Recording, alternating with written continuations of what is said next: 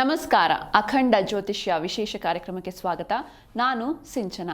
ಇಂದಿನ ಸಂಚಿಕೆಯಲ್ಲಿ ಸನಾತನ ಧರ್ಮದ ಕುರಿತು ಸಾಕಷ್ಟು ಮಾಹಿತಿಯನ್ನು ತಿಳ್ಕೊಳ್ಳೋಣ. ಈ ಕುರಿತು ತಿಳಿಸಿಕೊಡಲು ನಮ್ಮ ಜೊತೆ ಇದ್ದಾರೆ ವಿದ್ವಾನ್ ಶ್ರೀ ಶ್ರೀನಿಧಿ ಹೊಳ್ಳ ಗುರೂಜಿಯವರು. ಶ್ರೀಯುತರು ಪ್ರಖ್ಯಾತ ಜ್ಯೋತಿಷಿಗಳು ಹಾಗೂ ಮಾಂತ್ರಿಕರು. ಬನ್ನಿ ಗುರುಗಳನ್ನ ಕಾರ್ಯಕ್ರಮಕ್ಕೆ ಸ್ವಾಗತಿಸೋಣ. ನಮಸ್ಕಾರ ಗುರುಜಿ, ಕಾರ್ಯಕ್ರಮಕ್ಕೆ ಸ್ವಾಗತ. ಗುರುಜಿ, ಮೊದಲಿಗೆ ಈ ಸನಾತನ ಧರ್ಮ ಅಂದರೆ ಏನು ಗುರುಜಿ? ಸನಾತನ ಧರ್ಮ ಅಂತ ಹೇಳಿದರೆ ಸತ್ಯ ಅಂತ ಹೇಳಿ, ಯಾವುದು ಸತ್ಯವೋ ಅದು ಸನಾತನ ಧರ್ಮ ಅಂತ ಹೇಳಿ. ಹಾಗೆ ನೋಡುವಾಗ ಅನಾದಿ ಕಾಲದಲ್ಲಿ ಮನುಷ್ಯ ಜೀವನ ಮಾಡಬೇಕಂತಾದರೆ ಅದಕ್ಕೊಂದು ಮ್ಯಾನ್ಯುವಲ್ ಅನ್ನುವಂಥದ್ದು ಬೇಕು. ಅದರಲ್ಲಿ ತಪ್ಪ್ಯಾವುದು ಸರಿಯಾವುದು ಅಂತ ನಮಗೆ ಗೊತ್ತಿರೋದಿಲ್ಲ. ಈಗ ನಾನು ನಿಮ್ಮನ್ನು ನೋಡುವಂಥ ದೃಷ್ಟಿ ಸರಿಯಾಗಿರಬೇಕಂತಾದರೆ ಅದು ಹೇಗಿರಬೇಕು, ಯಾವ ಭಾವನೆ ಬರಬೇಕು ಅನ್ನುವಂಥದ್ದು ತೋರಿಸ್ಕೊಡುವಂಥದ್ದೇ ಸನಾತನ ಧರ್ಮ. ಹೇಗೆ ಈ ವೇದಗಳಲ್ಲಿ ಸುಮಾರಷ್ಟು ವಿಷಯಗಳನ್ನು ಹೇಳಿದ್ದಾರೆ. ಈ ಸಣ್ಣ ವಿಷಯದಲ್ಲಿ ಹೇಳುವುದಾದರೆ ಸಾಮಾನ್ಯ ವ್ಯಕ್ತಿಯನ್ನು ಅಸಾಮಾನ್ಯನಾಗಿ ಮಾಡುವಂಥದ್ದೇ ಈ ಸನಾತನ ಧರ್ಮ. ಸಾಮಾನ್ಯ ವ್ಯಕ್ತಿ ಅಂದರೆ ಅವನಿಗೇನು ಗಂಧಗಾಳಿ ಇರೋದಿಲ್ಲ, ಜೀವನ ಹೇಗೆ ಮಾಡಬೇಕೋ ಗೊತ್ತಿಲ್ಲ, ನಿತ್ಯ ಕರ್ಮಗಳು ಅನ್ನುವಂಥದ್ದು ಗೊತ್ತಿಲ್ಲ. ಅವನನ್ನು ಅಸಾಮಾನ್ಯನಾಗಿ ಮಾಡುವಂಥದ್ದು ಯಾವುದು ಅಂತ ಕೇಳಿದರೆ ಈ ಸನಾತನ ಧರ್ಮ, ಸತ್ಯವಾದದ್ದು ಅಂತ ಹೇಳಿ. ನಾವು ಯಾವುದೇ ಸುಳ್ಳನ್ನು ಬುಡವಾಗಿಟ್ಟುಕೊಂಡು ನಾವು ಸನಾತನ ಧರ್ಮದಲ್ಲಿ ನಾವು ಜೀವನ ಮಾಡ್ತಾ ಇಲ್ಲ. ಇದರಲ್ಲಿರುವಂಥದ್ದು ಸತ್ಯ. ಇದು ಹಿಂದಿನ ಕಾಲದಲ್ಲಿ ಹೇಗಿತ್ತು ಅಂತ ಕೇಳಿದರೆ, ಸುಮಾರಷ್ಟು ಜನ ಅವರ ವಾದಗಳನ್ನೆಲ್ಲ ಮಂಡಿಸ್ತಾ ಹೋದರು. ಅದರಲ್ಲಿ ಹಲವಾರು ತಾಪತ್ರಯಗಳು ಬಂತು. ಅದರಲ್ಲಿ ಇದ್ದಂಥ ತಪ್ಪುಗಳಿಂದ ಅದನ್ನು ಫಾಲೋ ಮಾಡ್ತಿದ್ದಂಥ ಜನ ಎಲ್ಲ ತಪ್ಪಾಗಿ ನಡೀತಾ ಇದ್ದರು. ಅವ್ರಿಗೆ ತುಂಬ ಸಮಸ್ಯೆಗಳನ್ನುವಂಥದ್ದು ಆಗ್ತಾಯಿತ್ತು. ಆಗ ಈ ಸರಿಯಾಗಿರುವಂಥ ಸನಾತನ ಧರ್ಮದ ವಿಚಾರಗಳನ್ನು ಒಬ್ಬರು ಹಂಚುತ್ತಾ ಹೋದರು. ಅದಕ್ಕೇನು ಮಾಡಿದ್ರು, ಕೆಲವರು ಏನು ಮಾಡಿದರು, ಇಲ್ಲ ನೀವು ಮಾಡುವಂಥದ್ದು ತಪ್ಪು, ಇದರಲ್ಲಿ ಏನೂ ಇಲ್ಲ, ನೀವು ಹೇಳ್ತಿರುವಂಥದ್ದು ಸುಳ್ಳು ಅಂತೆಲ್ಲ ಹೇಳಲಿಕ್ಕೆ ಶುರು ಮಾಡಿದ್ರು.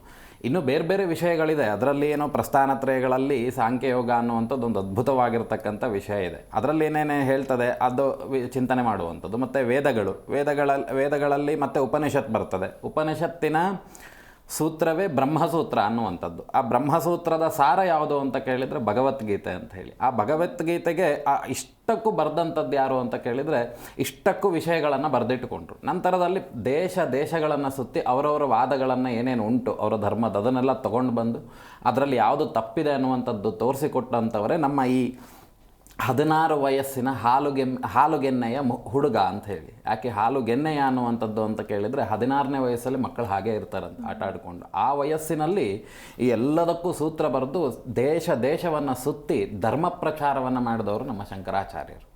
ಅದರಲ್ಲಿ ಬರೆದಿರುವಂಥದ್ದೇ ಏನು ಅಂತ ಕೇಳಿದರೆ ಅತಿ ಸತ್ಯ. ಈಗ ವಿಜ್ಞಾನವನ್ನು ನಾವು ತಗೊಳ್ಳೋದಾದರೆ ವಿಜ್ಞಾನದಲ್ಲಿ ಯಾವುದು ಮೂಲ ಯಾವುದು ಅಂತ ನೋಡ್ತಾರೆ. ಈಗ ಮೂಲ ಯಾವುದು ಅಂತ ನೋಡುವಾಗ ವಿಜ್ಞಾನಿಗಳಿಗೆ ಸಿಕ್ಕಿರುವಂಥದ್ದು ಆಕಾಶ ಮಾತ್ರ ಮೂಲ, ಎಲ್ಲದಕ್ಕೂ ಮೂಲ ಅಂಥೇಳಿ ಚಿಂತನೆ ಮಾಡ್ತಾರೆ. ಆದರೆ ವೇದಗಳಲ್ಲಿ ಟೈಮ್ ಸ್ಪೇಸಿಗೂ ಮೂಲ ಉಂಟು.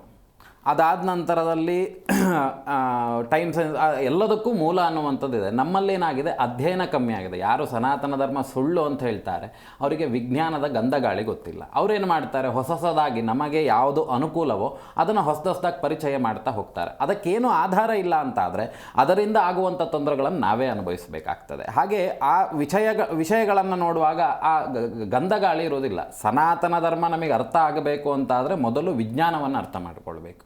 ವಿಜ್ಞಾನದಲ್ಲಿ ಏನು ಹೇಳಿದ್ದಾರೆ ಅದು ಇದರ ಮೂಲವೇ. ಇದರಲ್ಲಿ ಹೇಳಿರುವಂಥದ್ದೇ ಇವತ್ತಿನ ಆಧುನಿಕ ವಿಜ್ಞಾನ ಅನ್ನುವಂಥದ್ದು ಏನು ಮಾಡ್ತಾ ಇದ್ದಾರೆ ಅದು ಎಲ್ಲವೂ ಸಮೇತ ತಪ್ಪು ಅಂತ ಹೇಳಿ. ನಾಳೆ ದಿನ ಈ ಸನಾತನ ಧರ್ಮ ಅನ್ನುವಂಥದ್ದು ವೇದಾಂತದ ಸಹಾಯವನ್ನು ಈ ಆಧುನಿಕ ಯುಗ ಅನ್ನುವಂಥದ್ದು ಅದರ ಸಹಾಯ ಪಡ್ಕೊಳ್ಳಿಲ್ಲ ಅಂತಾದರೆ ನಾಳೆ ದಿನ ಅದು ಕುಂಟು ಕುರುಡಾಗಿ ಅದು ಮರಣ ಹೊಂದುವಂಥದ್ರಲ್ಲಿ ಸಂದೇಹ ಇಲ್ಲ. ಯಾಕೆ ಅಂತ ಕೇಳಿದರೆ ಅದು ಸುಳ್ಳು ಅಂತ ಹೇಳಿ.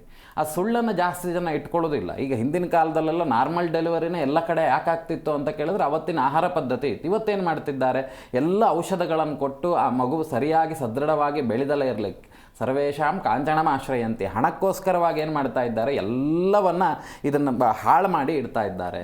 ಯಾಕೆ ಈ ಹಾಳು ಮಾಡಿದಾಗ ಏನಾಗ್ತದೆ ಕೇಳಿದರೆ ಮತ್ತೆ ಯಾವುದೋ ಒಂದು ರೂಪ ತಾಳಿ ಬರ್ತಾನೆ ಭಗವಂತ. ಯಾಕೆ ಅಂತ ಕೇಳಿದರೆ ಇಲ್ಲಿನ ಮಣ್ಣು ಯಾರನ್ನೂ ಇಟ್ಕೊಳ್ಳೋದಿಲ್ಲ. ಸುಳ್ಳು ಹೇಳುವವರನ್ನು, ಧರ್ಮವನ್ನು ನಾಶ ಮಾಡೋರನ್ನ ಈ ಮಣ್ಣು ಇಟ್ಕೊಳ್ಳೋದಿಲ್ಲ. ಯಾಕಂದರೆ ಇದು ಸನಾತನ ಧರ್ಮದ ಮಣ್ಣು. ಇಲ್ಲೇನಾಗ್ತಿದೆ, ಪ್ರತಿನಿತ್ಯ ಪೂಜಾದಿಗಳು ಧರ್ಮದಿಂದ ಇರುವಂಥವರು ಬಾಳಿದಂಥ ಒಂದು ಜಾಗ. ಆದ್ದರಿಂದ ಇಲ್ಲಿ ತಪ್ಪು, ನಾನು ಯಾವುದೋ ಒಂದು ಸಿದ್ಧಾಂತವನ್ನು ಹೇಳ್ತೇನೆ ಅದರೊಳಗಡೆ ಯಾವುದು ಬಂಡವಾಳ ಅನ್ನುವಂಥದ್ದಿಲ್ಲ, ಅದರಲ್ಲಿ ಸತ್ಯ ಇಲ್ಲ ಅಂತ ಹೇಳಿದರೆ ಅದು ಅವನತಿ ಹೊಂದುವುದರಲ್ಲಿ ಡೌಟೇ ಬೇಡ ನಮಗೆ. ಹಾಗಾಗಿ ನಾವು ಯಾವುದನ್ನು ನಾವು ಕಲಿಬೇಕಂತ ಕೇಳಿದರೆ ಈ ಶಂಕರಾಚಾರ್ಯರು ಕೊಟ್ಟಂಥ ಭಾಷ್ಯಗಳನ್ನು ನಾವು ಒಂದೊಂದು ಮುಂದೆ ಅಧ್ಯಯನ ಮಾಡ್ತಾ ಹೋದಾಗ ನಮ್ಮ ಜೀವನದ ಮೌಲ್ಯಗಳು ಅನ್ನುವಂಥದ್ದು ನಮಗೆ ಅರ್ಥ ಆಗ್ತಾ ಹೋಗ್ತದೆ. ಹೇಗೆ ನಾವು ಬೆಳಗ್ಗೆ ಎದ್ದ ಕೂಡಲೇ ಎಲ್ಲವನ್ನು ನೋಡಿ ನಮಸ್ಕಾರ ಮಾಡಬೇಕು ಅಂದರೆ ಅದರ ಪೂರ್ವವೃತ್ತ ಅಂತ ಗೊತ್ತಿದ್ರೆ ಮಾತ್ರ ನಿಮಗೆ ಇದು ಮಾಡಲಿ ಅಂದರೆ ತಿಳ್ಕೊಳ್ಳಿಕ್ಕೆ ಸಾಧ್ಯ. ಇವತ್ತು ನಾವೆಲ್ಲರೂ ಸಾಮಾನ್ಯವಾಗಿ ಒಂದು ಸಣ್ಣ ಉದಾಹರಣೆ ಅಷ್ಟೇ, ಇದನ್ನು ತೀರಾ ಡೀಪಾಗಿ ಹೋದರೆ ಇನ್ನೂ ತುಂಬ ಉಂಟು. ಹೇಗೆ ನೀವು ಸೈನ್ಸಲ್ಲೆಲ್ಲ ಅಟಾಮಿ ಇದು ಎಲ್ಲ ಓದ್ತೀರಿ, ಅತಿ ಸೂಕ್ಷ್ಮ ಅತಿ ಸೂಕ್ಷ್ಮವಾಗಿ ಆ ಸೂಕ್ಷ್ಮ ವಿಷಯಗಳು ಎಲ್ಲಿಂದ ಬಂತು ಅಂತ ಹುಡುಕ್ತಿರೋ ಅದಕ್ಕೆ ಉತ್ತರ ಇರುವಂಥದ್ದು ನಮ್ಮ ಸನಾತನ ಧರ್ಮದಲ್ಲಿ. ಹಾಗೆ ಇನ್ನು ಬೇರೆ ವಿಷಯಗಳನ್ನು ನೋಡಿದಾಗ ಆ ವಿಷಯಗಳನ್ನು ನಾವು ಹೇಗೆ ತಗೊಳ್ತೇವೆ. ಈಗ ಬೆಳಗ್ಗೆ ಎದ್ರ ಕೂಡಲೇ ಈಗ ಒಂದು ಸಾಮಾನ್ಯವಾಗಿ ಇದರಲ್ಲಿರುವಂಥ ಇದು ಅಂತ ಕೇಳಿದರೆ ನಾವೆಲ್ಲರೂ ಪ್ರತಿನಿತ್ಯ ಅಡುಗೆ ಎಣ್ಣೆಯನ್ನು ನಾವು ಉಪಯೋಗಿಸ್ತೇವೆ. ಆದರೆ ಆ ಅಡುಗೆ ಎಣ್ಣೆಯನ್ನು ಉಪಯೋಗಿಸೋದ್ರಿಂದ ಏನಾಗ್ತದೆ ಕೇಳಿದರೆ ಮುಖದ ಕಾಂತಿ ಅನ್ನುವಂಥದ್ದು ಕಮ್ಮಿ ಆಗ್ತದೆ, ಮುಖದಲ್ಲಿ ಚೈತನ್ಯ ಇರುವಂಥದ್ದು ಕಮ್ಮಿ ಆಗ್ತದೆ. ಇದನ್ನೇ ಡಾಕ್ಟರ್ ಹೇಳಿದ್ದಾರೆ. ಆದರೆ ಇದನ್ನು ವೇದಗಳಲ್ಲಿ ಹೇಳಿದ್ದಾರೆ, ಎಣ್ಣೆಯನ್ನು ಬಳಸಬಾರ್ದು. ಆ ಎಣ್ಣೆಯನ್ನು ಬಳಸೋದು ಬಿಟ್ಟರೆ ಏನಾಗ್ತದೆ, ನಮ್ಮಲ್ಲಿರುವಂಥ ಸೌಂದರ್ಯ ಅನ್ನುವಂಥದ್ದು ಹೆಚ್ಚಾಗ್ತದೆ. ಒಂದು ಸಾಮಾನ್ಯವಾಗಿ ಹೇಳಿದಂಥದ್ದು. ಯಾಕಂದರೆ ನಾ ಇನ್ನೊಂದು ಯಾವುದೋ ವಿಚಾರವನ್ನು ತಗೊಂಡ್ರೆ ಜನಕ್ಕೆ ಗಮನ ಅನ್ನುವಂಥದ್ದು ಇದ್ರ ಬಗ್ಗೆ ಬರೋದಿಲ್ಲ. ಸೌಂದರ್ಯ ಅನ್ನುವಂಥದ್ರ ಬಗ್ಗೆ ಎಲ್ಲರೂ ಇದು ಮಾಡ್ತಾರೆ. ಆದರೆ ಇವತ್ತು ಹಚ್ಚುವಂಥದ್ದೇನು, ಮತ್ತೆ ಆ ಕೆಮಿಕಲನ್ನು ಹೆಚ್ಚುತ್ತಾರೆ. ಮತ್ತು ನಮ್ಮ ದೇಹವನ್ನು ಸೌಂದರ್ಯಕ್ಕೋಸ್ಕರವಾಗಿ ಏನೇನೋ ರಾಸಾಯನಿಕ ವಸ್ತುಗಳನ್ನು ತಗೊಳ್ಳಿಕ್ಕೆ ಪ್ರಾರಂಭ ಮಾಡ್ತಾರೆ. ಇದೆಲ್ಲ ಏನಾಗ್ತದೆ ಕೇಳಿದರೆ ಆ ಒಂದು ಸಮಯಕ್ಕೆ ನಮಗೆ ಸುಖ ಕೊಡ್ತದೆ ಬಿಟ್ಟರೆ ಕಾಲಕ್ರಮೇಣದಲ್ಲಿ ನಮ್ಮನ್ನು ಅದನ್ನು ಹಾಳು ಮಾಡ್ತದೆ ಅಂಥೇಳಿ. ಯಾವ ವಿಷಯ ಅನ್ನುವಂಥದ್ದು ಸತ್ಯ ವಿಷಯ ಅನ್ನುವಂಥದ್ದು ನಮ್ಮ ಮನಸ್ಸಿನಲ್ಲಿ ನಾವು ತಿಳ್ಕೊಂಡಿರ್ತೇವೋ ಆಗ ನಮ್ಮ ಮುಖ ಅನ್ನುವಂಥದ್ದು ಕಾಂತಿಯುಕ್ತವಾಗಿರ್ತದೆ. ಯಾವಾಗ ಸಾತ್ವಿಕವಾಗಿರ್ತೇವೋ, ಯಾವ ಸಾತ್ವಿಕ ಅಂತ ಹೇಳಿದರೆ ನನಗೇನು ಬೇಡ, ಸಾಮಾನ್ಯ ಮನುಷ್ಯ ಹೇಗಿರ್ತಾನೆ, ಅವನಿಗೇನು ತಿನ್ನಲಿಕ್ಕೆ, ಈಗ ಕೆಲವ್ರನ್ನೆಲ್ಲ ನೋಡಿರ್ಬೋದು ಸಾಮಾಜಿಕ ಜಾಲತಾಣಗಳಲ್ಲಿ ಏನೂ ಇಲ್ಲದೇ ಇದ್ದವರು ಇವತ್ತು ಒಂದು ದೊಡ್ಡ ಕಾರ್ನಲ್ಲೋ ಅಥವಾ ವೈಭವವಾಗಿರ್ತಕ್ಕಂಥ ಜೀವನ ನಡೆಸ್ತಾರೆ ಅಂತ ಕೇಳಿದರೆ ಹೇಗೆ ಸಾಧ್ಯ? ಆ ತಳಕು ಬಳಕಗಳನ್ನು ತೋರಿಸುವಂಥದ್ದು. ಆದರೆ ಯಾವಾಗ ಸತ್ಯ ವಿಷಯಗಳನ್ನು ನಾವು ಅರಿತೇವೆ, ನಾವು ಎದುರುಗಡೆ ಮಾತಾಡ್ಲಿಕ್ಕೆ ಹೆದರೋದಿಲ್ಲ. ಇಲ್ಲ 50 ಕ್ಯಾಮ್ರಾ ಇರಲಿ, ಪೊಲೀಸ್ ಇರಲಿ, ಕಳ್ಳ ಇರಲಿ ಅಥವಾ ದೊಡ್ಡ ರೌಡಿ ಇರಲಿ, ನಮಗೆ ಯಾರಿಗಾದರೂ ಮಾತಾಡ್ಲಿಕ್ಕೆ ಭಯ ಆಗೋದಿಲ್ಲ. ಯಾಕೆ ಅಂದರೆ ಸತ್ಯ ವಿಷಯ ಬೇಕು. ಯಾವಾಗ ನಾವು ಧರ್ಮವನ್ನು ತಿರುಚುವಂಥ ಕೆಲಸ ಮಾಡ್ತೇವೆ, ಈ ತಿರುಚುವಂಥ ವಿಷಯವನ್ನು ತಗೊಂಡಾಗ ಅನಾದಿ ಕಾಲದಲ್ಲಿ ಬೌದ್ಧ ಧರ್ಮದವರು ಈ ಸನಾತನ ಧರ್ಮವನ್ನು ಇಂಚಿಂಚು ಸೀಳಿ ಅದನ್ನು ತಿರುಚಿ ಏನೇನೋ ಮಾಡಲಿಕ್ಕೆಲ್ಲ ಹೊರಟರು. ಆದರೆ ಆ ಭಾಷ್ಯ ಬರೆದಂಥ ನಮ್ಮ ಶಂಕರಾಚಾರ್ಯರು ಬರೆದಂಥದ್ದೆಲ್ಲ ಆ ವೇದಾಂತ ವಿಷಯಗಳನ್ನು ಅವರು ಅರಿತ ಮೇಲೆ ಅವ್ರು ಸುಮ್ಮನಾದ್ರು. ನಾವು ಮಾಡ್ತಿರುವಂಥದ್ದು ತಪ್ಪು, ಇದಕ್ಕೆ ನಾವು ಹುಡುಕ್ತಿರುವಂಥದ್ದಕ್ಕೆ ಮೂಲ ನಮಗೆ ಆಧಾರ ಸಿಕ್ತು. ಹಾಗೆ ಅನಾದಿ ಕಾಲದಿಂದ ಈ ಬಂದಿರುವಂಥ ವಿಚಾರಗಳನ್ನು ಈಗಿನ ಕಾಲಘಟ್ಟದಲ್ಲಿ ನಮ್ಮ ಅನುಕೂಲಕ್ಕೆ ಏನು ಮಾಡ್ತಾ ಇದ್ದೇವೆ, ಅದನ್ನು ತಿರುಚುವಂಥ ಪ್ರಯತ್ನ ಮಾಡ್ತಿದ್ದೇವೆ. ಹಾಗೆ ಸನಾತನ ಧರ್ಮದಿಂದ ಕೆಲವೊಂದು ಧರ್ಮಗಳು ಅನ್ನುವಂಥದ್ದು ಬೇರೆ ಹೋಗಿರ್ಬೋದು. ಅದರ ಮೂಲ ಬುಡವನ್ನು ಹುಡುಕಿದಾಗ ಅವರೆಲ್ಲರೂ ಸನಾತನ ಧರ್ಮದವರೇ.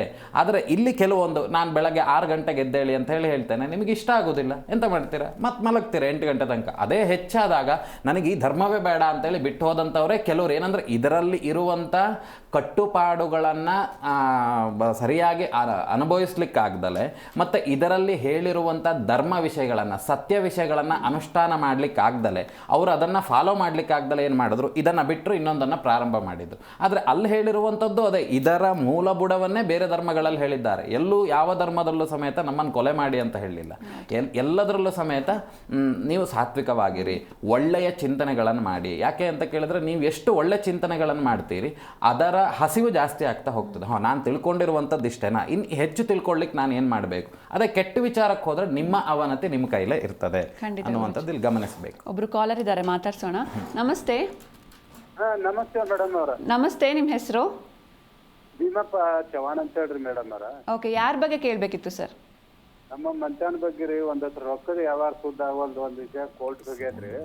ಸ್ವಲ್ಪ ಜೋರಾಗಿ ಮಾತಾಡಿ ಸರ್. ಹ್ಞೂ ರೀ, ಜೋರಾಗೆ ಮಾತಾಡಕತ್ತೀನಿ. ರೊಕ್ಕದ ವಿಷಯ ಒಂದಿಟ್ಟು ಬಗೆಹರವಲ್ರಿ. 7-8 ತಿಂಗಳು ಆಯ್ತು ತಿರ್ಗಾಡಕ. ಓಕೆ, ಗುರೂಜಿ ಇದ್ದಾರೆ, ಮಾತನಾಡಿ ಸರ್. ಹಾಂ, ಕೊಟ್ಟು. ನಮಸ್ತೆ. ನಮಸ್ಕಾರ ಗುರುಗಳು, ಕೋಟಿ ವಂದನೆಗಳು ಗುರುಗಳೇ ನಿಮ್ಗೆ. ನಿಮ್ಮ ಇದೇ ನಮಸ್ಕಾರವನ್ನು ದೇವರಿಗೆ ಮಾಡಿದರೆ ಇಷ್ಟು ಪರಿಸ್ಥಿತಿಗಳು, ನಿಮ್ಮ ಸಮಸ್ಯೆಗಳು ಹದಗೆಡ್ತಾ ಇರಲಿಲ್ಲ. ಹೇಳಿ, ವಿಷಯವನ್ನು ನೋಡುವ ಏನುಂಟು ಅಂತೇಳಿ. ದೇವ್ರಿಗೆ 24 ತಾಸು ಸಹ ಮಾಡ್ತೀನಿ ಗುರುಗಳೇ. ಹಾಂ, ದುಡ್ಡಿನ ಬಗ್ಗೆ ಅಡ್ಡಾಡಕತ್ತೀನಿ. ಎಲ್ಲಿ ₹1 ಹುಟ್ಟುವಲ್ದು, ಮನಾಗೂ ಸಜ್ಜಿಲ್ಲ ಒಂದ್ಕೊಂದು ಗುರುಗಳೇ. ನಮ್ಮ ಗಂಡ ಹೆಂಡತಿ ಒಳಗೂ ಸಜ್ಜಿಲ್ಲ. ಎಲ್ಲ ವ್ಯವಹಾರ ಹದಗೆಟ್ಟೈತೆ ಗುರುಗಳು. ನಿಮ್ಮ ಮನೆ ದೇವ್ರು ಯಾವುದು? ಹಾಕಿ ಭವಾನಿ ಅಂತೇಳಿ ಮೇಡಮ್ ಗುರುಗಳೇ. ಹಾಂ. ನೀವೀಗ ನಿಮ್ಮ ಮನೆ ದೇವರನ್ನು ಪ್ರಾರ್ಥನೆ ಮಾಡಿ, ನಿಮ್ಮ ಇಷ್ಟ ದೇವರನ್ನು ಪ್ರಾರ್ಥನೆ ಮಾಡಿ 108 ಸಂಖ್ಯೆಯಲ್ಲಿ ಒಂದು ಸಂಖ್ಯೆಯನ್ನು ಹೇಳಿ. 12 ಗುರುಗಳೇ. 12 ಅಲ್ವಾ? ಹಾಕಿ ಈಗ ಹಣದ ವಿಚಾರಗಳಲ್ಲಿ ತುಂಬ ಸಮಸ್ಯೆಗಳನ್ನು ಎದುರಿಸ್ತಿದ್ದೀರಿ ಅಂತ ಹೇಳ್ತಾ ಇದ್ದೀರಿ. ಅದೊಂದು ನಿಮಗೆ ಈಗ ಅದರಿಂದ ತುಂಬ ಕಷ್ಟಗಳನ್ನು ಅನುಭವಿಸ್ತಾ ಇದ್ದೀರಿ ಅಲ್ವಾ? ಹೌದು ಗುರುಗಳೇ. ಇಲ್ಲಿ ನೋಡಿ, ನೀವು ಫೋನ್ ಮಾಡಿದಂಥ ಸಮಯಕ್ಕೆ ಮತ್ತೆ ನೀವು ಮೊದಲ ವಾಕ್ಯವನ್ನು ಹೇಳಿದಂಥ ಒಂದು ಸ್ಥಿತಿಗೆ ಮತ್ತು ನೀವು ಹೇಳಿದಂಥ ಸಂಖ್ಯೆಗೆ ನಾವು ಚಿಂತನೆ ಮಾಡುವಾಗ ಇಲ್ಲಿ ಸಮಸ್ಯೆ ಅನ್ನುವಂಥದ್ದು ಕಾಣಿಸ್ತಿರುವಂಥದ್ದೇನು ಅಂತ ಕೇಳಿದರೆ, ಆಸ್ತಿಯ ವಿಚಾರದಲ್ಲಿ ಜೊತೆ ಅಂತ ಹೇಳಿದರೆ ಒಡ ಹುಟ್ಟಿದವರಿಂದ ಕೆಲವೊಂದು ಮೋಸಾದಿಗಳಾಗಿರುವಂಥ ಲಕ್ಷಣಗಳಿದೆ. ಹೌದು ಗುರುಗಳೇ, ಕರೆಯವರದು. ಈಗ ಅದು ಮತ್ತು ಅದು ಅಷ್ಟಲ್ದಲೇ ಮತ್ತೆ ಇನ್ನೊಂದೇನಾಗಿದೆ ಅಂತ ಕೇಳಿದರೆ, ಕೆಲವೊಂದು ದುಷ್ಟಪ್ರಯೋಗಗಳನ್ನು ಮಾಡಿರುವಂಥ ಲಕ್ಷಣಗಳು ಇದೆ. ಯಾವುದಂದ್ರೆ? ಅಂದರೆ ಈ ಪ್ರಯೋಗಗಳು ಅಂತ ಹೇಳಿದರೆ ಆಭಿಚಾರ ಕ್ರಿಯೆಗಳು ನಿಮ್ಮ ವಿಷಯಗಳಲ್ಲಿ, ನಿಮ್ಮ ಕುಟುಂಬದ ವಿಷಯಗಳಲ್ಲಿ ಕೆಟ್ಟ ವಿಷಯಗಳಾಗಲಿ ಅನ್ನುವಂಥ ದೃಷ್ಟಿಯಿಂದ ಪ್ರಾರ್ಥನೆ ಇಟ್ಟಂಥದ್ದು ಕ್ಷುದ್ರ ದೇವತೆಗೆ ಅಥವಾ ಈ ಬಲಿಪ್ರಧಾನವಾಗಿರುವಂಥ ದೇವತೆಗೆ ಪ್ರಾರ್ಥನೆಯನ್ನು ಇಟ್ಟಂಥದ್ದು, ಈ ರೀತಿ ಕ್ಷುದ್ರಾಭಿಚಾರಗಳಾಗಿರುವಂಥ ಲಕ್ಷಣಗಳು ಇಲ್ಲಿ ಗೋಚರಕ್ಕೆ ಬರ್ತಾ ಇದೆ. ಅದರಿಂದ ಏನಾಗ್ತಾ ಉಂಟು ಅಂತ ಕೇಳಿದರೆ, ಮನೆಯಲ್ಲಿ ಕೆಲವೊಂದೆಲ್ಲ ಸಹಜವಾಗಿರ್ತಕ್ಕಂಥ ರೋಗಗಳಲ್ಲ, ಅಸಹಜವಾಗಿರ್ತಕ್ಕಂಥ ರೋಗಗಳು ಅನ್ಎಕ್ಸ್ಪೆಕ್ಟೆಡ್ ಆಗಿ ಬಂದು ಅದಕ್ಕೆ ಹಣವನ್ನು ಪೋಲ್ ಮಾಡುವಂಥ ಕೆಲಸಗಳು ಈ ಮನೆಯಲ್ಲಿ, ನೀವು ಫೋನ್ ಮಾಡಿರುವಂಥ ಮನೆಯಲ್ಲಿ ನಡೀತಾ ಉಂಟು. ಅರ್ಥಾತ್ ನೀವು ನಿಮ್ಮ ಕುಟುಂಬದಲ್ಲಿ. ಇದಕ್ಕೆ ಸದ್ಯದ ಪರಿಸ್ಥಿತಿಗೆ ನಿಮ್ಮ ಕುಲದೇವತೆ ಅನ್ನುವಂಥದ್ದು, ಕುಲದೇವರು ಅನ್ನುವಂಥದ್ದು ಅನಾದಿ ಕಾಲದಲ್ಲಿ ನಿಮ್ಮ ತಂದೆ ಎಲ್ಲ ಬೇರೆ ಯಾವುದೋ ಕುಲದೇವರನ್ನು ಅನಾದಿ ಕಾಲದ ಆರಾಧನೆ ಮಾಡ್ತಾ ಬರ್ತಾ ಇದ್ದರು. ಕಾಲಕ್ರಮೇಣವಾಗಿ ಯಾವುದೋ ಒಂದು ಕೆಲಸಗಳು ಮತ್ತೊಂದು ದೇವತಾ ಸಾನ್ನಿಧ್ಯ ಭಾಗದಿಂದ ನಂಬಿಕೆಯಿಂದ ಶುರುವಾದಂಥದ್ರಿಂದ ಹಿಡಿದು ಅದು ಅನುಕೂಲ ಆದ್ರ ಮೇಲೆ ಕುಲದೇವತನ್ನ ತ್ಯಜಿಸಿದಂಥ ಲಕ್ಷಣಗಳು ಇಲ್ಲಿ ಕಾಣಿಸ್ತಾ ಇದೆ. ಆದ್ರೆ ನಾವು ಬಿಟ್ಟಿಲ್ ಗುರುಗಳು 5 ಸ್ವಲ್ಪ ದುಡ್ಡಿನ ಸರಿ ಆತಂದ್ರೆ ಹೋಗಿ ಬರ್ಬೇಕಂತೇನ್ರಿ. ಅಲ್ಲ, ಅದೇ ಈಗ ನಿಮ್ಮ ಮೂಲ ಆರಾಧನೆ ಮಾಡುವಂಥ ಸ್ಥಾನ ಬದಲಾವಣೆ ಆದಂಥ ಲಕ್ಷಣ ಇದೆ. ಮನೆಯಲ್ಲಿ ಒಮ್ಮೆ ಆರೂಢ ಪ್ರಶ್ನೆ ಅಂತೇಳಿ ಹಾಕ್ತಾರೆ. ಆ ಪ್ರಶ್ನೆಯನ್ನು ಹಾಕಿಸಿ ಅಲ್ಲಿ ಬಾಧೆಗಳನ್ನು ಚಿಂತನೆ ಮಾಡಿ ಅದನ್ನು ಪರಿಹಾರ ಮಾಡಿಕೊಳ್ಳುವಂಥ ಕೆಲಸವನ್ನು ಮಾಡಿ. ಹೆಂಗೆ ಪರಿಹಾರ ಮಾಡ್ಬೇಕು ಗುರುಗಳೇ? ಅದನ್ನು ಬನ್ನಿ ಒಮ್ಮೆ ನಾ ಹೇಳ್ತೇನೆ. ಸದ್ಯಕ್ಕೆ ಕುಲದೇವರಿಗೆ ಆರಾಧನೆಯನ್ನು ಮಾಡಿ, ಅರ್ಥಾತ್ ಆ ದೇವರಿಗೆ ತುಪ್ಪದ ದೀಪವನ್ನು ಹಚ್ಚಿ ಸ್ತೋತ್ರ ನಮಸ್ಕಾರಗಳನ್ನು ಮಾಡಿ, ಆ ದೇವರಿಗೆ ಸಂಬಂಧಿತವಾಗಿರ್ತಕ್ಕಂಥ ಯಾವುದೇ ಮಂತ್ರ ಗೊತ್ತಿದ್ರು ಅಥವಾ ನಿಮ್ಮ ಮನೆ ದೇವರ ಹೆಸರನ್ನು ಹೇಳಿ ಅಲ್ಲಿ ಸ್ತೋತ್ರ ನಮಸ್ಕಾರ ಅಂತ ಹೇಳಿದರೆ ನಮಸ್ಕಾರಾದಿಗಳನ್ನು ಮಾಡಿ, ದೇಹದಂಡನೆ ಅನ್ನುವಂಥದ್ದಾಗಬೇಕು. ಅದನ್ನು ಮಾಡಿ ನಂತರದಲ್ಲಿ ಸರಿಯಾದ ಪರಿಹಾರ ಮಾರ್ಗ ಅನ್ನುವಂಥದ್ದು ಸಿಗಲಿಕ್ಕೆ ಅನುಕೂಲವೂ ಆಗ್ತದೆ. ಒಮ್ಮೆ ಬನ್ನಿ, ಅದ್ರ ಬಗ್ಗೆ ದೀರ್ಘವಾಗಿ ಸಮಾಲೋಚನೆಗಳನ್ನು ಮಾಡಿ ಅದಕ್ಕೆ ವಿಷಯಗಳನ್ನು ನಾನು ನಿಮಗೆ ಹೇಳ್ತೇನೆ ಹೇಗೆ ಮುಂದುವರಿಬೇಕು ಅನ್ನುವಂಥದ್ದಾಗಿ. ಆಯಿತಾ? ಓಕೆ, ಧನ್ಯವಾದ ಸರ್ ಕರೆ ಮಾಡಿದ್ದಕ್ಕೆ. ಎಸ್ ಗುರೂಜಿ, ಇನ್ನು ಈ ಹಿಂದೂ ಧರ್ಮ ಹಾಗೂ ಸನಾತನ ಧರ್ಮಕ್ಕೆ ಏನಾದರೂ ವ್ಯತ್ಯಾಸ ಇದೆಯಾ ಅಂತ? ಧರ್ಮ ಅಂತ ಹೇಳಿದರೆ ಒಂದು ಮ್ಯಾನ್ಯುಯಲ್. ಹಿಂದೂ ಧರ್ಮ ಅನ್ನುವಂಥದ್ದು ಸನಾತನ ಧರ್ಮ ಅನ್ನುವಂಥದ್ದು ಒಂದೇ ಒಂದು ಸತ್ಯಯುಗದಲ್ಲಿ ಇದ್ದಂಥದ್ದು. ಆಗಲೇ ಹೇಳಿದಂತೆ ಇದರಿಂದ ಬೇಸತ್ತು ಕೆಲವರು ಒಂದೊಂದೊಂದು ಧರ್ಮವನ್ನು ಇದು ಮಾಡ್ಕೊಂಡಿದ್ದಾರೆ. ಬಿಟ್ಟರೆ ಇದನ್ನು ಸುಮಾರು ವಿಷಯಗಳು, ನೀವು ಯಾವುದೇ ಧರ್ಮವನ್ನು ತಗೊಂಡ್ರು ಅವರ ಮೂಲಬುಡ ಅನ್ನುವಂಥದ್ದು ಸನಾತನ ಧರ್ಮವೇ. ಹಾಗಾಗಿ ಹಿಂದೂ ಧರ್ಮ ಅನ್ನುವಂಥದ್ದೇನು ಅಂತ ಕೇಳಿದರೆ, ಹಿಂದೂಗಳು ಹೇಗಿರಬೇಕು, ಅರ್ಥಾತ್ ನಾನು ಪ್ರತಿನಿತ್ಯ ಹಣೆಗೆ ತಿಲಕಧಾರಣೆಯನ್ನು ಮಾಡಬೇಕು. ಆ ತಿಲಕಧಾರಣೆ ಮಹತ್ವ ಏನು ಅಂತ ನಮ್ಮ ಜನಕ್ಕೆ ಗೊತ್ತಿಲ್ಲ. ಯಾಕೆ?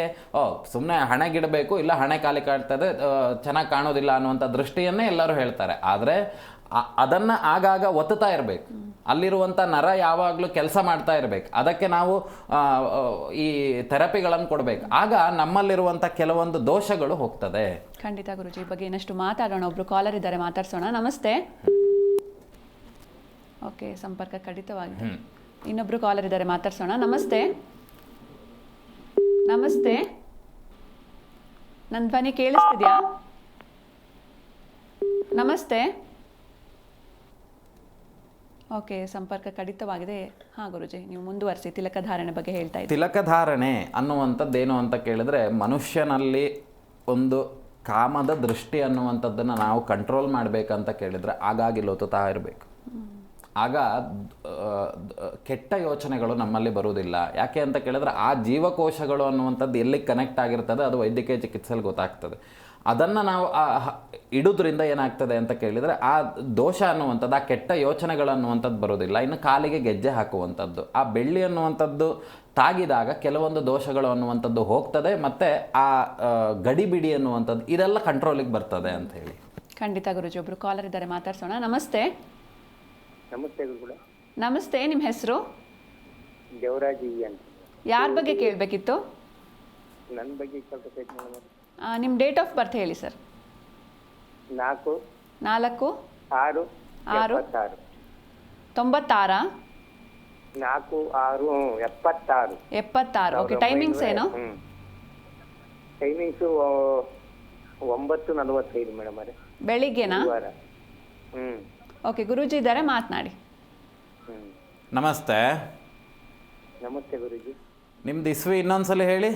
76. 76. 4 ಹಾಂ, 76 ಅಲ್ವಾ? 1976. ಬೆಳಿಗ್ಗೆ 9:45. 9:40 ಅಲ್ವಾ? ಎಂಥ ವಿಷಯ ಕೇಳಬೇಕಿದ್ದೀತ ಗುರುಜಿ? ಏನು ವಿಷಯ ಕೇಳಬೇಕಿದ್ದೀತ? ಯಾವುದೇ ಕೃಷಿ ಮಾಡಿದ್ರು ಒಂಚೂರು ಇನ್ನೂಡಿ ಆಗ್ತಾ ಇದೆ ಗುರುಜಿ, ಯಾಕೆ ಆ ಎಂತ ಆಗ್ತಾ ಇದೆ? ಗೊತ್ತಿಲ್ಲ. ಟಿವಿ ನೋಡ್ಕೊಂಡು ಮಾತಾಡಬೇಡಿ. ವ್ಯವಸಾಯ ಯಾವುದೇ ಮಾಡಿದ್ರು ಇನ್ನುಡಿ ಆಗುತ್ತೆ, ಯಾಕೆ ಅಂತ ಗೊತ್ತಾಗ್ತದೆ. ಎಷ್ಟು ಜನ ಇರೋದು ಮನೆಯಲ್ಲಿ? ನಾವು 2 4 1 5 6 ಜನ ಇದ್ದೀವಿ ಗುರುಜಿ. ಈ ಕೃಷಿಯ ವಿಚಾರಗಳಲ್ಲಿ ಸಮಸ್ಯೆ ಆಗ್ತಾ ಇದೆ ಅಲ್ವಾ? ಹೌದೌದು. ಇಲ್ಲಿ ನೋಡಿ, ಒಂದು ಈ ದಂಪತಿ ಸಂಬಂಧಿತವಾಗಿರ್ತಕ್ಕಂಥ ಮರಣ ಹೊಂದಿದಂತಹ ಕುಟುಂಬ ಅಂತ ಹೇಳಿದರೆ, ಈ ದಂಪತಿ ಸಮೇತವಾಗಿ ಮರಣ ಹೊಂದಿದಂತಹ ಕುಟುಂಬ ನಿಮ್ಮದು. ಅರ್ಥಾತ್ ನಿಮ್ಮ ತಂದೆ ಅಥವಾ ಅವರ ತಂದೆ ಕಾಲಗಳಲ್ಲಿ, 3 ತಲೆಮಾರಿನ ಕಾಲಗಳಲ್ಲಿ ಒಂದು ದಂಪತಿ ಮರಣ, ವಿಶೇಷವಾಗಿ ದೇವತಾರಾಧನೆ ಮಾಡುತ್ತಿದ್ದಂತಹ ದಂಪತಿ ಮರಣಗಳಿಂದ ಇದು ಶಾಪಗ್ರಸ್ತವಾಗಿರ್ತಕ್ಕಂಥ ಕುಟುಂಬಗಳು ಅನ್ನುವಂಥದ್ದು ಇಲ್ಲಿ ಗಮನಿಸಬೇಕಾಗಿರ್ತಕ್ಕಂಥ ವಿಷಯ. ಹೆಚ್ಚಾಗಿ ಈ ನಿಮ್ಮ ಪಿತೃಗಳ ಕೆಲಸ ಅನ್ನುವಂಥದ್ದು, ಅಬ್ಧದೀಕ್ಷಾದಿಲೋಪೇಣ ಪ್ರೇತಾಯಾಮ್ ಪಿಶಾಚತಃ ಅನ್ನುವಂಥದ್ದು ಅಂತ ಹೇಳಿದರೆ, ವರ್ಷಂಪ್ರತಿ ಮಾಡುವಂಥ ಕೆಲವೊಂದು ದೋಷಾದಿಗಳು ಮತ್ತು ದುರ್ಮರಣ ಆದಂಥ ಪ್ರೇತಗಳಿಂದ ಈ ಸಮಸ್ಯೆ ಅನ್ನುವಂಥದ್ದು ಬರ್ತಾ ಇದೆ ಒಂದು ಭಾಗದಲ್ಲಿ ನೋಡಿದರೆ. ಇನ್ನೊಂದು, ನಿಮ್ಮ ಒಂದು ಜಾಗದ ಪೂರ್ವ ಭಾಗಕ್ಕೆ ಒಂದು ರುದ್ರ ಅಂತ ಹೇಳಿದರೆ ಈಶ್ವರನಿಗೆ ಸಂಬಂಧಿತವಾಗಿರ್ತಕ್ಕಂಥ ದೇವಸ್ಥಾನಗಳು ಉಂಟು, ಅನಾದಿ ಕಾಲದ್ದು. ಅಲ್ಲಿಗೆ ನಿಮ್ಮ ಕುಟುಂಬದವರು ವಾರ್ಷಿಕವಾಗಿ ಸೇವೆಗಳನ್ನು ಕೊಡ್ತಿದ್ದಂಥದ್ದು ಅಥವಾ ಬೆಳೆದಂಥ ಬೆಳೆಯನ್ನು ದೇವರಿಗೆ ನೈವೇದ್ಯಾದಿಗಳಿಗೆ ಕೊಡುವಂಥದ್ದು ಏನೋ ಒಂದು ಆಚರಣೆಗಳನ್ನು ಇಟ್ಕೊಂಡಿದ್ರು. ಅವುಗಳನ್ನೆಲ್ಲ ಬಿಟ್ಟಂಥ ಲಕ್ಷಣಗಳಿಂದ ಏನಾಗ್ತಿದೆ, ಅದು ಕೆಲವೊಂದು ಕೋಪಕಾರಕವಾಗಿ ನಿಂತಿದೆ ಬಿಟ್ಟರೆ ಇನ್ನಿಲ್ಲಿ ಯಾರೋ ಆಭಿಚಾರ ಕ್ರಿಯೆಗಳನ್ನು ಮಾಡಿದ್ದಾರೆ ಅನ್ನುವಂಥದ್ದಿಲ್ಲ. ಒಮ್ಮೆ ಈಶ್ವರನಿಗೆ ಸಂಬಂಧಿತವಾಗಿರ್ತಕ್ಕಂಥ ಕೆಲಸಗಳನ್ನು ಮಾಡಿ, ಹೋಮ ಹವನ ರುದ್ರಾಭಿಷೇಕ ಇತ್ಯಾದಿಗಳು ಯಾವ್ದು ನಿಮಗೆ ಅನುಕೂಲತೆ ಉಂಟೋ ಅದನ್ನು ಮಾಡಿ, ತತ್ ಪ್ರಣೀತವಾಗಿರ್ತಕ್ಕಂಥ ಪ್ರಸಾದವನ್ನು ತೆಗೆದುಕೊಂಡು ಹೋಗಿ ನಿಮ್ಮ ಕೃಷಿಯ ಭೂಮಿಗೆ ಹಾಕಿ, ಸರಿ ಆಗ್ತದೆ. ಹಾಗೂ ಇಲ್ಲ, ಇದರಲ್ಲಿ ನನಗೆ ಏಳಿಗೆ ಅನ್ನುವಂಥದ್ದು ಕಾಣಿಸ್ತಿಲ್ಲ ಅಂತ ಕೇಳಿದರೆ, ನಿಮ್ಮ ಬೆಳೆ ಅನ್ನುವಂಥದ್ದನ್ನೆಲ್ಲ ಕಟಾವು ಮಾಡಿ ಆದ್ರ ಮೇಲೆ ಒಮ್ಮೆ ಅಘೋರಾಸ್ತ್ರ ಹೋಮವನ್ನು ಮಾಡಿ, ಆ ಹೋಮದ ಭಸ್ಮ ಮತ್ತು ಆ ಹೋಮದ ಬೆಂಕಿಯನ್ನು ಇಡೀ ಗದ್ದೆಗೆ ಹಾಕಿ, ಆ ಗದ್ದೆಯನ್ನು ಸುಡುದು ಅಂತ ಹೇಳ್ತಾರೆ ಗೊತ್ತಾ? ಆ ಗದ್ದೆಯಲ್ಲೆಲ್ಲ ಬೆಂಕಿ ಹಾಕಿ ಆ ಭಸ್ಮವನ್ನೆಲ್ಲ ಹಾಕ್ತಾ ಇದ್ರು, ನೆನಪಿದೆಯಾ ನಿಮಗೆ? ಅದನ್ನು ಪುನಃ ಮಾಡಿ, ಯಾವುದು ಅಘೋರಾಸ್ತ್ರ ಮಂತ್ರದಿಂದ ಹೋಮವನ್ನು ಮಾಡಿ ಆ ಹೋಮದ ಭಸ್ಮಗಳನ್ನು ನಿಮ್ಮ ಎಲ್ಲ ಜಾಗಗಳಿಗೆ ಸಿಂಪಡಿಸಿ. ಅಂಗಡಿಯಲ್ಲಿ ನವಗ್ರಹ ಧಾನ್ಯಗಳು ಸಿಗ್ತದೆ, ಅದನ್ನು ಬಿತ್ತಿ ಆದ ನಂತರದಲ್ಲಿ ನಿಮ್ಮ ಬೇರೆ ವಿಚಾರಗಳನ್ನು ಮಾಡ್ಕೊಳ್ತಾ ಹೋಗಿ. ಅದನ್ನು ಒಮ್ಮೆ ನೀವು ಸರಿಯಾಗಿ ನೇರವಾಗಿ ಬಂದು ಭೇಟಿ ಮಾಡಿ ಏನೇನು ಮಾಡಬೇಕನ್ನುವಂಥದ್ದನ್ನು ಹೇಳ್ತೇನೆ, ಆಯ್ತಾ? ಓಕೆ, ಧನ್ಯವಾದ ಸರ್ ಕರೆ ಮಾಡೋದಕ್ಕೆ. ಇನ್ನೊಬ್ರು ಕಾಲರ್ ಇದ್ದಾರೆ ಗುರೂಜಿ, ಮಾತಾಡ್ಸೋಣ. ನಮಸ್ತೆ. ನಮಸ್ತೆ. ಓಕೆ, ಸಂಪರ್ಕ ಕಡಿತವಾಗಿದೆ. ಗುರೂಜಿ, ಇನ್ನು ಗೆಜ್ಜೆ ಬಗ್ಗೆ ಹೇಳ್ತಾ ಇದ್ರಿ, ಮುಂದುವರಿಸಿ. ಅದೇ ಗೆಜ್ಜೆ ಅನ್ನುವಂಥದ್ದೇನು ಅಂತ ಕೇಳಿದರೆ, ಆ ಗೆಜ್ಜೆ ಏನಕ್ಕೆ ಹಾಕ್ತಾರೆ ಅಂತ ಕೇಳಿದರೆ, ಒಂದು ಸೌಂಡು, ಇನ್ನೊಂದು ಬರ್ತಾ ಇದ್ದಾರೆ ಹೆಣ್ಣು ಮಗು ಅನ್ನುವಂಥದ್ದು ಗೊತ್ತಾಗಲಿಕ್ಕೆ. ಹಿಂದಿನ ಕಾಲದಲ್ಲಿ ಮಕ್ಕಳೆಲ್ಲ ಆಟ ಆಡಿದರೆ ಎಲ್ಲ ಇಲ್ಲಿ ಸೌಂಡ್ ಇಲ್ಲ ಅಂದರೆ ಇದು ಮಾಡ್ತಿದ್ರು ಅಂತ. ಆದರೆ ವೈಜ್ಞಾನಿಕವಾಗಿ ನೋಡಿದಾಗ ಕಾಲಿಗೆ ನಾವು ಯಾವಾಗ ಬೆಳ್ಳಿಯ ವಸ್ತುಗಳನ್ನು ಹಾಕ್ತೇವೆ, ನಮ್ಮಲ್ಲಿ ರೋಗ ನಿರೋಧಕ ಶಕ್ತಿಗಳು ಅನ್ನುವಂಥದ್ದು ಬರ್ತದೆ. ಮತ್ತು ಇನ್ನೊಂದೇನು ಅಂತ ಕೇಳಿದರೆ, ಆ ಕಾಲಿನ ಭಾಗದಿಂದ ಹಾದು ಹೋದಂಥ ನರ ಏನು ಮಾಡ್ತದೆ ಕೇಳಿದರೆ, ನಮ್ಮ ಬುದ್ಧಿಶಕ್ತಿಯನ್ನು ಚುರುಕು ಮಾಡ್ತದೆ. ಆ ದೃಷ್ಟಿಯಿಂದ ಕಾಲ್ಗೆಜ್ಜೆಯನ್ನು ಹಾಕ್ತಾ ಇದ್ರು. ಇನ್ನು ಬೇರೆ ಬೇರೆ ವಿಷಯಗಳನ್ನು ನಾವು ಚಿಂತನೆ ಮಾಡುವಾಗ, ಆಷಾಢ ಮಾಸದಲ್ಲಿ ಹೋದಾಗ ಆ ತಾಯಿ ಮಗಳಿಗೆ ಕೊಡ್ತಿದ್ದಂಥದ್ದು ಇದೆಲ್ಲವೂ ಉಂಟು. ಆದರೆ ವೈಜ್ಞಾನಿಕವಾಗಿ ನೋಡುವಾಗ ಈ ವಿಷಯಗಳು ಅಂತೇಳಿ, ಯಾಕೆ ಸನಾತನ ಹಿಂದೂ ಧರ್ಮದಲ್ಲಿ ಪುರುಷನಿಗೆ ಪಂಚೆಯನ್ನು, ಸ್ತ್ರೀಯರಿಗೆ ಮಂಗಳಕರವಾಗಿರ್ತಕ್ಕಂಥ ವಸ್ತುಗಳನ್ನು ಧಾರಣೆ ಮಾಡಬೇಕು, ಹಾಗೆ ಸೀರೆಯನ್ನೇ ಯಾಕೆ ಉಡಬೇಕು ಅಂತ ಕೇಳಿದರೆ, ನಮ್ಮಲ್ಲಿ ಫಿಟ್ ಡ್ರೆಸ್ ಹಾಕೊಳ್ಳುವಂಥ ಪದ್ಧತಿ ಇಲ್ಲ. ದೇಹವನ್ನು ಯಾವಾಗಲೂ ವಿಜ್ಞಾನದಲ್ಲಿ ಏನು ಹೇಳ್ತಾರೆ, ದೇಹವನ್ನು ಲೂಸ್ ಬಿಡಬೇಕಂತ ಹೇಳಿ. ಡಾಕ್ಟರ್ ಶಾಪಿಗೆ ಆಪ್ರೇಷನ್ ಮಾಡಬೇಕಾದ್ರೆ ಹೋದರೆ ಜೀನ್ಸ್ ಪ್ಯಾಂಟ್ ಹಾಕೊಂಡು ಹೋದ್ರೆ ಹರಿದು ಬಿಸಾಡ್ತಾರೆ. ಯಾಕೆ ಅಂತ ಕೇಳಿದರೆ ದೇಹ ಬಿಗಿಬಾರ್ದು, ದೇಹ ಯಾವಾಗಲೂ ಆರಾಮಾಗಿರ್ಬೇಕು, ಸುಖಾಸನ ಅನ್ನುವಂಥದ್ದು. ಈಗ ಯೋಗದಲ್ಲಿ ಏನಾಗಿದೆ, ಇವತ್ತು 50-60 ಆಸನಗಳನ್ನು ಹೇಳಿದ್ದಾರೆ. ಆದರೆ ಪತಂಜಲಿ ಹೇಳಿದ್ದೇನೋ, ನೀವು ಕುತ್ಕೊಳ್ಳಿಕ್ಕೆ ಸುಖವಾಗಿದೆಯಾ ಅದೇ ಒಂದು ಆಸನ. ಹಾಗೆ ಇಲ್ಲಿ ಸುಖವಾಗಿರಲಿಕ್ಕೆ ಪ್ರಯತ್ನ ಮಾಡಬೇಕು. ನಾವು ಯಾವುದೋ ಫಿಟ್ಟನ್ನು ಹಾಕ್ಕೊಳ್ಳೋದು. ಫಾರ್ ಎಕ್ಸಾಂಪಲ್, ನನಗೆ ಈಗ ತಿಳಿದಂಥ ವಿಷಯಗಳಿಂದ ನಾನು ಹೇಳಿದಂಥದ್ದು. ಮತ್ತು ಈ ರಜಸ್ವಲೆ ಆದಾಗ, ಪ್ರತಿ ತಿಂಗಳ ಡೇಟ್ ಎಲ್ಲ ಆದಾಗ ನಾವೆಲ್ಲ ಹಿಂದಿನ ಕಾಲದಲ್ಲಿ ಎಂತ ಮಾಡ್ತಿದ್ರಿ, ಯಾರಿಗಾದರೂ ನೆನಪುಂಟ? ಯಾರಿಗೂ ನೆನಪಿಲ್ಲ. ಹಿಂದಿನ ಕಾಲಗಳಲ್ಲಿ ತಿಂಗಳ ವಿಷಯಗಳಾಯಿತು ಅಂತ ಆದರೆ ಅವಳನ್ನು ಯಾರೂ ಮುಟ್ಟಿಸ್ಕೊಳ್ತಾ ಇರಲಿಲ್ಲ, ಅವಳ ಊಟ ಮಾಡುವಂಥ ವಸ್ತುಗಳನ್ನು ಯಾರೂ ಬಳಸ್ತಾ ಇರಲಿಲ್ಲ. ಹಾಗೆ ನಂತರದಲ್ಲಿ ಅವಳನ್ನು ಬೇರೆ ಭಾಗದಲ್ಲಿ ಕೂರಿಸ್ತಾ ಇದ್ರು. ಯಾಕೆ ಇದನ್ನೆಲ್ಲ ಮಾಡ್ತಿದ್ರು? ಅಸ್ಪೃಶ್ಯತೆಯೋ ಅಥವಾ ಅದನ್ನು ಕೀಳಾಗಿ ನೋಡೋದು? ಈ ವಿಷಯ ಅಲ್ಲ. ಇಲ್ಲಿ ದೇಹದ ಆ ತಾಯಿಗೆ ದೇವರು ಕೊಟ್ಟಂಥ ವರ ಅದು. ಯಾವುದು? ದೇಹದಲ್ಲಿರುವಂಥ ಮಲಿನತೆಗಳನ್ನೆಲ್ಲ ಹೊರಗಡೆ ಹಾಕ್ಲಿಕ್ಕಿರುವಂಥ ಯೋಗ, ಎಂಥ ಆಶೀರ್ವಾದವನ್ನು, ವರವನ್ನು ಕೊಟ್ಟಂಥದ್ದು ಭಗವಂತ. ಆ ಕಾಲದಲ್ಲಿ ದೇಹದ ಮಲಿನತೆ ಅನ್ನುವಂಥದ್ದೆಲ್ಲ ಹೋಗ್ತಾ ಇರ್ತದೆ ಅಂತೇಳಿ, ಆ ಮಲಿನತೆ ಹೋಗುವಂಥ ಸಂದರ್ಭದಲ್ಲಿ ನಾವು ದೇವರನ್ನು ಆರಾಧನೆ ಮಾಡಬಾರ್ದು, ಹಾಗೆ ಬೇರೆಯವರನ್ನು ಮುಟ್ಟಿಸ್ಕೊಳ್ಬಾರ್ದು, ಹಾಗೆ ನಾವು ತಿನ್ನೋಂಥ ವಸ್ತುಗಳನ್ನು ನಾವೇ ತೊಳೆದಿಡಬೇಕು. ಯಾಕೆ? ಆ ಹೋಗುವಂಥದ್ದೇನು ಯಾವುದು ಸುಖವಾಗಿರುವಂಥದ್ದಲ್ಲ, ದೇಹದಲ್ಲಿ ಮಲಿನವಾಗಿರ್ತಕ್ಕಂಥ ವಸ್ತುಗಳು ಅನ್ನುವಂಥದ್ದು ಹೋಗ್ತದೆ. ಆ ಹೋಗುವಂಥ ಸಂದರ್ಭದಲ್ಲಿ ದೈವಿಕವಾಗಿರ್ತಕ್ಕಂಥ ಆರಾಧನೆಗಳನ್ನು, ದೇವಸ್ಥಾನಗಳಿಗೆ ಹೋಗುವಂಥದ್ದನ್ನು, ಹಾಗೆ ದೇವಸ್ಥಾನಗಳಲ್ಲಿ ನಾವು ಆಚರಣೆಗಳನ್ನು ಮಾಡುವಂಥದ್ದನ್ನು ನಿಲ್ಲಿಸಬೇಕು. ಯಾಕೆ ನಿಲ್ಲಿಸಬೇಕು ಅಂತ ಹೇಳಿದರೆ, ದೇವತಾ ಶಕ್ತಿ ಅನ್ನುವಂಥದ್ದು ಸನಾತನವಾಗಿರ್ತಕ್ಕಂಥ ಶಕ್ತಿ, ಮತ್ತು ಇದರಲ್ಲಿ ತುಂಬ ವಿಷಯಗಳನ್ನು ಹೇಳಿದ್ದಾರೆ, ತುಂಬ ಶಕ್ತಿಗಳು ಇರ್ತದೆ. ಅದನ್ನು ನೋಡ್ತಾ ಹೋಗುವ. ಖಂಡಿತ ಗುರುಜಿ. ಒಬ್ರು ಕಾಲರ್ ಇದ್ದಾರೆ, ಮಾತಾಡ್ಸೋಣ. ನಮಸ್ತೆ. ನಮಸ್ತೆ, ನಿಮ್ಮ ಹೆಸರು? ಸಾವಿತ್ರಮ್ಮ ಅಪ್ಪ ಅವ್ವ. ಓಕೆ, ಯಾರ ಬಗ್ಗೆ ಕೇಳಬೇಕಿತ್ತು ಅಮ್ಮ? ನಾವು ಮೂಡಿಗೆರೆಯಿಂದ, ಚಿಕ್ಕಮಗಳೂರು ಜಿಲ್ಲೆ. ಯಾರ ಬಗ್ಗೆ ಕೇಳಬೇಕಿತ್ತು? ನನ್ನ ಬಗ್ಗೆನೆ. ನನಗೆ 87 ವರ್ಷ ಅವ್ವ. ನನಗೆ ಇದೆಲ್ಲ ನನ್ನ ತೋರ್ ಮನೆ ಆಸ್ತಿ ಎಲ್ಲ ಮಾರಿ ಎಲ್ಲ ವಿಭಾಗ ಮಾಡಿ ಕೊಟ್ಟೆ. ನಾನು ಸಾಕಿದ ಒಬ್ಬ ಮೊಮ್ಮಗ ಕೇಸ್ ಹಾಕಿದಾನೆ ತಾಯಿ ನನ್ನ ಮೇಲೆ. ಇರೋದೊಂದು ಅರ್ಧ ಎಕರೆ ಭೂಮಿನೂ ಬೇಕು ಅಂತೇಳಿ ತುಂಬಾ ನೋವಾಗಿದೆ. ನನ್ನ ಕೈಲಿ ಇವತ್ತವರೆಗೂ ದೇವರು ಕೆಟ್ಟ ಕೆಲಸ ಮಾಡ್ತಿಲ್ಲ. ಆ ಪರಮಾತ್ಮನಿಗೆ ಗೊತ್ತು, ಆ ಗುರುವಿಗೆ ಗೊತ್ತು. ದೈವ ಅನ್ನೋದನ್ನ ನಂಬಿದ್ದೀನಿ, ಆ ಮಂಜುನಾಥನ್ನ. ಸತ್ಯಕ್ಕೆ ಜಯ ಕೊಡ್ಲಿ. ನನ್ಗೆ ಯಾಕೆ ನೋವು ಅಂತ ಕೇಳೋಣ ಅಂತ ಮಾಡ್ದೆ ಗುರುಗಳಿಗೆ ಅವ್ವ. ಸರಿ, ನಿಮ್ಮ ಹೆಸರು? ನಿಮ್ಮ ಹೆಸರು? ಸಾವಿತ್ರಮ್ಮ ಅಪ್ಪ, ಸಾವಿತ್ರಮ್ಮ. ಎಷ್ಟು ಜನ ಮಕ್ಕಳು ನಿಮಗೆ? ನನಗೆ 3 ಜನ ಅಪ್ಪ. 2 ಗಂಡು, ಒಬ್ಬಳೆ ಮಗಳು. ಒಬ್ಬ ಗಂಡು ಮಗ 14. ಇಲ್ಲಿ ನೋಡಿ, ನಿಮ್ಮ ಮನೆ ದೇವ್ರು ಯಾವುದು ಅಂತ ಗೊತ್ತಾ ನಿಮಗೆ? ಮನೆ ದೇವರು ತಿರುಪತಿ ವೆಂಕಟೇಶ. ತಾಯಿ ಚಾಮುಂಡೇಶ್ವರಿ ತಾಯಿಯನ್ನು ಕಳಸ ಇಟ್ಟು ಪೂಜೆ ಮಾಡ್ತಾ ಇದ್ದೀನಿ. ಆಯ್ತು, ಒಳ್ಳೇದು, ಸಂತೋಷ.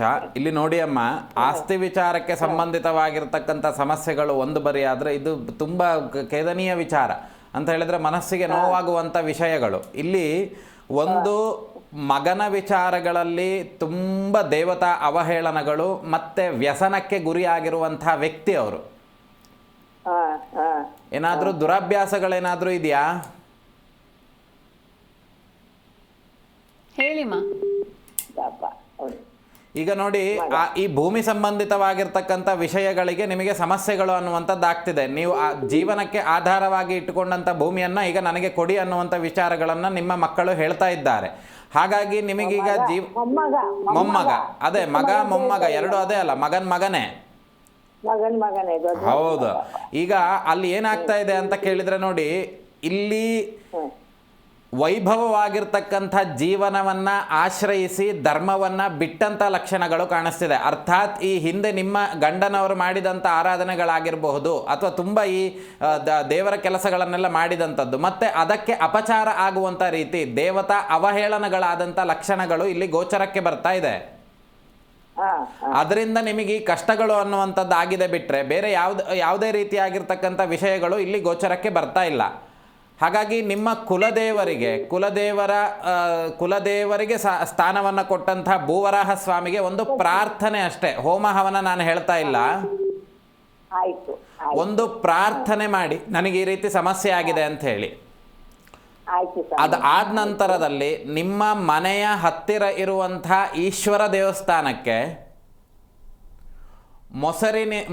ಮೊಸರನ್ನು ಕೊಡ್ತಾ ಬನ್ನಿ. ಮನೆಯಲ್ಲಿ ಮಾಡಿದಂಥ ಮೊಸರನ್ನು ಅಭಿಷೇಕಾದಿಗಳಿಗೆ ರುದ್ರಾಭಿಷೇಕಕ್ಕೆ ಕೊಡಿ. ರುದ್ರಾಭಿಷೇಕ ಈಗ ಅಮಾಸೆ ಕೊಡ್ತಾ ಇದ್ದೀನಿ ಸ್ವಾಮಿ. ರುದ್ರಾಭಿಷೇಕ ಈಗ ವಿಶೇಷವಾಗಿ ಒಮ್ಮೆ ಕೊಡಿ ಸಾಕು, ನೀವು ಒಮ್ಮೆ ಕೊಡಿ ಆಯ್ತಾ. ಅದಾದ್ರ ಮೇಲೆ ಸ್ವಲ್ಪ ಈ ದೇವಸ್ಥಾನದ ಕೆಲಸಗಳನ್ನು, ಸ್ವಲ್ಪ ದೇವಸ್ಥಾನಗಳಲ್ಲಿ ಪ್ರಾರ್ಥನೆಗಳನ್ನು, ವಿಷ್ಣು ಸಹಸ್ರನಾಮಗಳನ್ನು ಕೇಳಿ. ಆಯ್ತು. ಇನ್ನು ನನ್ನ ನಂಬರ್ ತಗೊಂಡು ಫೋನ್ ಮಾಡಿ, ನಾನು ಆಮೇಲೆ ಅದಕ್ಕೆ ಏನು ಮಾಡಬೇಕು ಅಂತ ಹೇಳ್ತೇನೆ. ಸ್ವಲ್ಪ ನ್ಯಾಯಯುತವಾಗಿ ಹೋಗುವಂಥದ್ದು ಅವಶ್ಯ. ಇಲ್ಲಿ ಏನಾಗ್ತಾ ಇದೆ ಅಂತ ಕೇಳಿದರೆ, ನಿಮಗೆ ಸ್ವಲ್ಪ ತೊಂದರೆ ಆಗುವಂಥ ಲಕ್ಷಣಗಳಿದೆ. ಅಂದರೆ ತೊಂದರೆ ಅಂತ ಹೇಳಿದರೆ ಮತ್ತೇನೂ ಆಗ್ಬೋದು ಅಂತಲ್ಲ, ಇಲ್ಲಿ ಮುಂದೆ ಏನೋ ಒಂದು ಅಡೆತಡೆಗಳು ಬರುವಂಥ ಲಕ್ಷಣಗಳು ಇಲ್ಲಿ ನೀವು ಫೋನ್ ಮಾಡಿದಂಥ ಸಮಯಕ್ಕೆ ಗೋಚರಕ್ಕೆ ಬರ್ತಾ ಇದೆ. ಸ್ವಾಮಿ ಅವರು ಕೊಳ್ಳೇಗಾಲಕ್ಕೆ ಹೋಗಿದ್ದಾರೆ ಅನ್ನೋ ಸುದ್ದಿ ಸ್ವಾಮಿ, ನಿಜನೋ ಸುಳ್ಳು ಗೊತ್ತಿಲ್ಲ. ಅದಕ್ಕೆ ಹೇಳಿದ್ದ ಆವಿಚಾರ ಕ್ರಿಯೆಗಳು ಅನ್ನುವಂಥದ್ದು ಇಲ್ಲಿ ಗೋಚರಕ್ಕೆ ಬರ್ತಾ ಇದೆ. ನೀವು ನೇರವಾಗಿ ಒಮ್ಮೆ ಭೇಟಿ ಮಾಡಿ, ನಾನು ಅದನ್ನು ಹೇಳ್ತೇನೆ. ಇಲ್ಲಿ ನಿಮ್ಮ ಕುಟುಂಬದ ವಿಚಾರಗಳನ್ನು ಎಲ್ಲ ಜನತೆಗಳು ನೋಡ್ತಾರೆ. ಹಾಗಾಗಿ ಈ ಕೆಲವೊಂದು ವಿಷಯಗಳನ್ನು ಇಲ್ಲಿ ಹೇಳಲಿಕ್ಕೆ ಆಗೋದಿಲ್ಲ. ನೀವು ನೇರವಾಗಿ ಇದು ಮಾಡಿ, ಆಮೇಲೆ ನಾನು ನಂತರದಲ್ಲಿ ಹೇಳ್ತೇನೆ. ಓಕೆ, ಧನ್ಯವಾದ ಅಮ್ಮ ಕರೆ ಮಾಡಿದ್ದಕ್ಕೆ. ಇನ್ನು ಗುರೂಜಿ, ಸನಾತನ ಧರ್ಮದ ಕುರಿತಾಗಿ ಕೊನೆಯದಾಗಿ ನಮ್ಮ ವೀಕ್ಷಕರಿಗೆ ಏನು ಹೇಳ್ತೀರಾ ಅಂತ. ಎಲ್ಲರೂ ಧರ್ಮದಿಂದ ಇರಿ, ಸುಳ್ಳನ್ನು ಹೇಳಬೇಡಿ, ಸತ್ಯವನ್ನು ಆಶ್ರಯಿಸಿ, ಸತ್ಯದ ಹಿಂದೆಯೇ ಹೋಗಿ, ಆಗ ನಿಮಗೆ ಒಳ್ಳೆಯದಾಗ್ತದೆ ಅನ್ನುವಂಥದ್ದು ನಮ್ಮ ವಿಷಯ. ಖಂಡಿತ ಗುರೂಜಿ, ಇನ್ನು ಇಷ್ಟು ಹೊತ್ತು ಸಾಕಷ್ಟು ವಿಷಯಗಳನ್ನ ತಿಳಿಸ್ಕೊಟ್ರಿ, ಧನ್ಯವಾದಗಳು. ನೋಡಿದ್ರಲ್ವಾ ವೀಕ್ಷಕರೇ, ಇವತ್ತಿನ ಸಂಚಿಕೆಯಲ್ಲಿ ಸನಾತನ ಧರ್ಮದ ಕುರಿತು ಸಾಕಷ್ಟು ಮಾಹಿತಿಯನ್ನು ತಿಳ್ಕೊಂಡ್ವಿ. ಮತ್ತೆ ಮುಂದಿನ ಸಂಚಿಕೆಯಲ್ಲಿ ಭೇಟಿಯಾಗೋಣ. ನೋಡ್ತಾ ಇರಿ ಜಿ ಕನ್ನಡ ನ್ಯೂಸ್, ಸತ್ಯವೇ ಸುದ್ದಿಯ ಜೀವಾಳ.